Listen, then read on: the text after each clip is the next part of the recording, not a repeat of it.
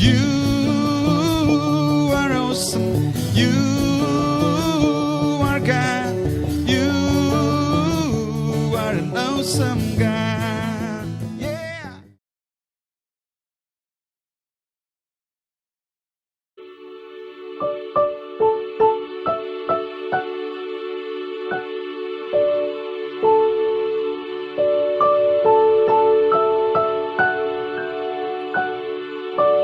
Ku menanti dalam gelap, tiada terang dan harapan. Dari surga Engkau datang, di matamu anugerah. Menggenapi nubuatan, firman lahir ke dunia. Dari tanah kemuliaan ke palungan yang hina.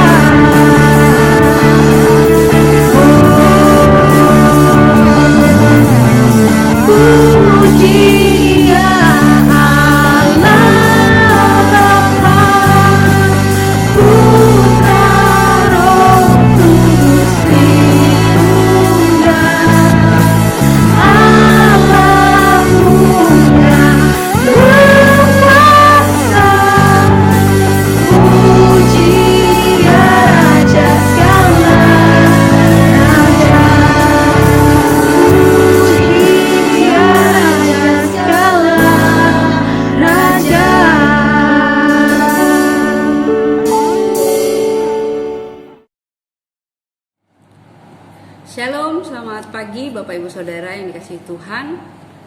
Selamat Hari Natal. Saya berdoa kita semua sehat-sehat dan baik-baik saja dalam perlindungan dan dalam pemeliharaan Tuhan. Bapak Ibu Saudara, Natal merupakan sesuatu yang memberikan kita sukacita. Natal merupakan pengharapan yang dinanti-nantikan. datangnya Juru Selamat, Raja Damai. Bapak Ibu Saudara, mengapa Yesus Tuhan Raja lahir di kandang? Apakah I.O. surga lupa membuking penginapan atau hotel? Pengharapan apa yang kita bisa temukan di dalam kelahiran Yesus Kristus? Baik, saya akan share devotion pagi ini dengan judul Natal memberi pengharapan untuk kita. Sebelumnya saya mengajak, mari kita berdoa. Bapa di surga, kami bersyukur oleh karena anugerah-Mu yang begitu besar buat kami, sehingga kami boleh menikmati setiap kebaikan dan kemurahan-Mu. Hari ini kami akan mendengar pesan firman-Mu. Roh Kudus menolong kami, menuntun kami, memberikan kami pengertian kepada setiap kami akan apa yang kami belajar. Urapi hamba-Mu Tuhan, urapi setiap yang mendengarkan devotion pada hari ini. Setiap orang boleh diberkati oleh pesan firman-Mu. Di dalam nama Yesus hamba berdoa. Amin. Baik, Bapak Ibu Saudara, ada sebuah cerita di mana seorang anak perempuan, dia dilahirkan dari keluarga yang memperlakukannya kurang baik, bahkan sangat buruk, terutama ayahnya. Bagaimana ayah daripada perempuan ini menganiaya, bahkan melecehkannya dia secara seksual. Dan ini membuat anak ini trauma, membuat anak ini hilang pengharapan. Bahkan ibunya tahu apa yang dia alami, tidak bisa berbuat apa-apa. Singkat cerita, anak ini bertemu dengan Yesus Kristus. Ada perjumpaan dengan Tuhan. Dia menerima Yesus sebagai Tuhan di dalam kehidupannya. Dan hal itu memberinya pengharapan akan masa depan. Dan dia tahu bahwa kelahirannya di bumi ini untuk tujuan Tuhan. Siapakah perempuan itu? Dia adalah Joyce Meyer. Ibu Joyce Meyer dipakai Tuhan luar biasa yang berdampak berskala dunia. Dia menjadi berkat bagi banyak orang. Dia menulis begitu banyak buku. Dan hidupnya berarti karena siapa? Karena Yesus Kristus telah lahir di dalam kehidupannya. Bapak Ibu Saudara, mari kita baca Lukas pasal 2 ayat 6 dan 7 berkata, ketika mereka di situ, tibalah waktunya bagi Maria untuk bersalin, dan ia melahirkan seorang anak laki-laki, anaknya yang sulung, lalu dibungkusnya dengan lampin dan dibaringkannya di dalam palungan, karena tidak ada tempat bagi mereka di rumah penginapan. Bapak Ibu Saudara, kita semua tahu cerita ini. Konteks Lukas 2 ayat 1 sampai 7 berbicara mengenai kelahiran Yesus. Bagaimana Kaisar Agustus mengeluarkan satu perintah bahwa semua orang harus disensus, harus didaftarkan. Ini berhubungan dengan pajak. Dan Yusuf sebagai masyarakat, seharusnya dia orang Bethlehem, tapi dia tinggal di Nazaret. Mau tidak mau dia harus pergi ke Bethlehem. Dia harus datang ke sana bersama dengan tunangannya yaitu Maria. Di tengah hamil yang besar seperti itu. Dan di sana mereka tidak menemukan tempat untuk menginap, untuk bisa bersalin, sehingga Maria harus melahirkan di sebuah kandang. Di sebuah kandang, dan Yesus harus dibaringkan di palungan. Apa yang kita bisa lihat di sini? Bagaimana Allah sedang menunjukkan Dia Allah yang besar, Dia Allah yang maha kuasa, mau merendahkan dirinya menjadi sama dengan kita manusia. Bagi kita, betapa berharganya kita di mata Tuhan, Bapak Ibu Saudara. Ini sebuah simbol bagaimana Allah bersedia merendahkan dirinya. Ini juga sebuah simbol bagaimana kita manusia yang hina ini, yang berdosa, yang tidak punya pengharapan, Allah bersedia lahir di dalam kehidupan kita. Bapak Ibu Saudara, apa yang kita bisa belajar dari kisah tempat kelahiran Yesus ini? Yang pertama adalah kita bisa melihat bahwa Allah merancang setiap kelahiran untuk tujuannya, untuk tujuan Tuhan. Kelahiran Yesus di Bethlehem Efrata sudah dirancang oleh Tuhan. Karena nubuatan Nabi Mika 5 ayat 2 mengatakan bahwa hai Bethlehem Efrata, engkau yang terkecil, daripadamu akan lahir, akan bangkit bagiku juru selamat, raja yang akan memerintah. Sewaktu Maria mendapatkan pesan dari malaikat Tuhan bahwa dia akan hamil, mereka masih tinggal di Nazaret. Tetapi bagaimana Tuhan mengatur demikian rupa sehingga Yusuf dan Maria harus datang ke Bethlehem, dan di sanalah tiba waktunya Maria bersalin.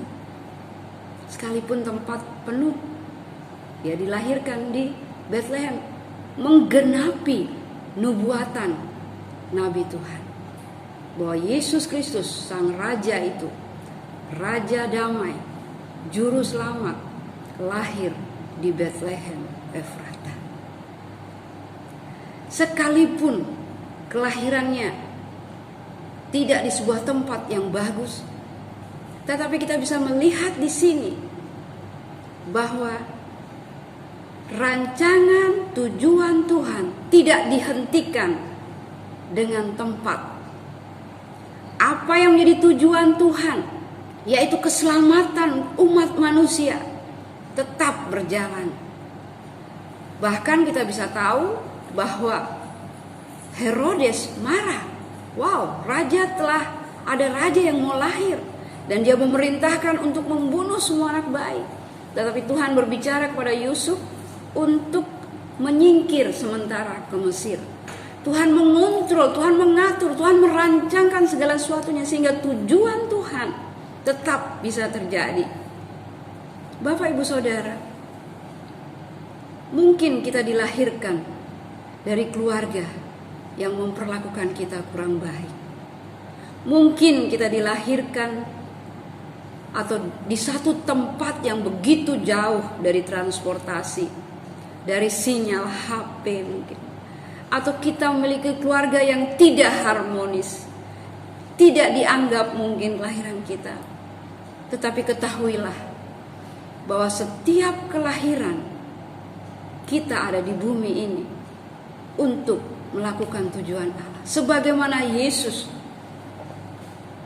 lahir di bumi ini untuk tujuan Allah. Dimanapun dia ditempatkan, tujuan Allah tidak gagal. Demikian juga dengan hidup kita. Kita yang percaya Yesus, siapapun kita, apapun latar belakang kita, siapapun keluarga kita, dari manapun kita berasal,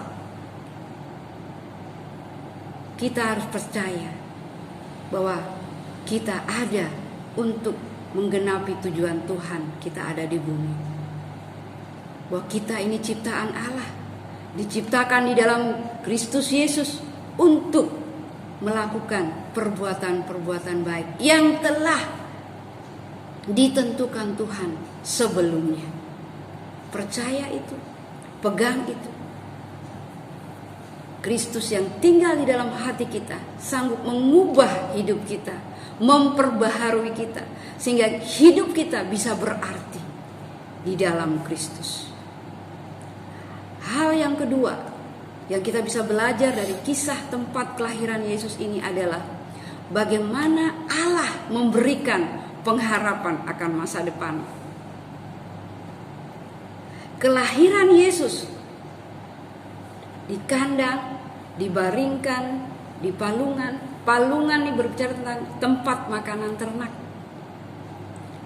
Sangat tidak lazim seorang bayi ditaruh di palungan tempat makanan ternak. Namun apapun itu kedaulatan Tuhan. Tuhan ingin menunjukkan bagaimana Dia, Allah yang besar, bersedia hadir dalam kehidupan kita. Bersedia datang ke bumi ini, ke dunia ini untuk menyelamatkan setiap umat manusia. Begitu besar kasih Tuhan buat kita. Bapak Ibu Saudara, kelahiran Yesus memberikan pengharapan baru, bukan hanya untuk bangsa Israel, tetapi untuk semua umat manusia, termasuk saya dan Bapak Ibu Saudara. Kehadiran Yesus memberikan harapan bagi manusia yang seharusnya kita binasa, yang seharusnya kita tidak punya pengharapan, kita harusnya binasa. Namun kehadiran Yesus, kelahiran Yesus memberikan kita pengharapan bahwa ada keselamatan di dalam Yesus. Kelahiran Yesus di Palungan ini berbicara mengenai bagaimanapun atau apapun situasi saat itu tidak menentukan masa depan. Dimanapun kita dilahirkan tidak menentukan masa depan kita. Sewaktu kita percaya kepada Yesus, sewaktu kita mengizinkan Yesus lahir di dalam kehidupan kita. Di dalam Kristus kita memiliki segala pengharapan. Mungkin Bapak Ibu Saudara sedang mengharapkan sesuatu terjadi di akhir tahun ini atau di awal tahun depan. Ada pengharapan, naikkan pengharapan itu kepada Tuhan. Mungkin mengharapkan ada sesuatu terobosan di dalam ekonomi. Mungkin sedang mengharapkan kesembuhan yang totali. Mungkin sedang mengharapkan pemulihan hubungan. Mungkin sedang mengharapkan usaha yang mengalami kestabilan. Apapun itu. Mengharapkan promosi di dalam pekerjaan. Apapun pengharapan itu, naikkan kepada Tuhan. Karena Dia Bapa yang baik. Kalau Tuhan memberikan hidupnya buat kita, Dia Allah yang begitu besar. Dia mau memberikan keselamatan. Apalagi kebutuhan kita untuk hidup di dunia ini, untuk menghidupi tujuannya.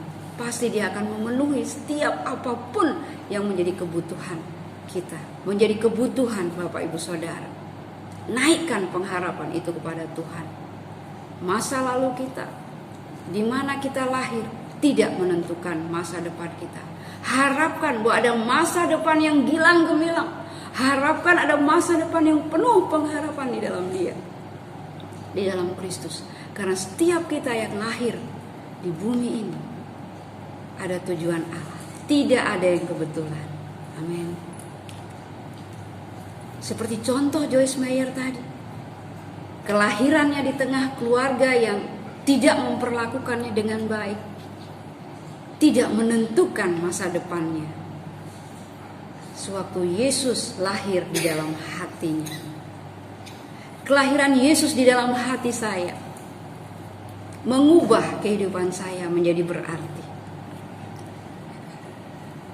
Saya percaya kelahiran Yesus di setiap hati kita membuat kita bisa menghidupi tujuannya, membuat kita bisa memiliki masa depan yang gilang gemilang di dalam Kristus.